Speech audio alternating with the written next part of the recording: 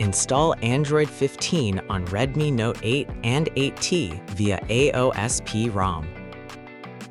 Please check the description for important notes and download links. First, download ROM and GApps packages, then transfer the downloaded files to the phone's storage. Step 2. Boot your device into TWRP recovery. Step 3.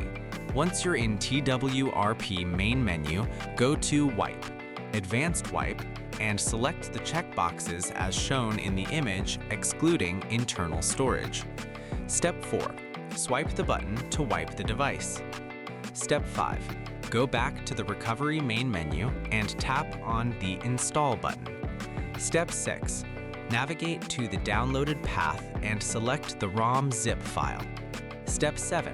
Finally, swipe the button on the screen to install ROM file. Step 8.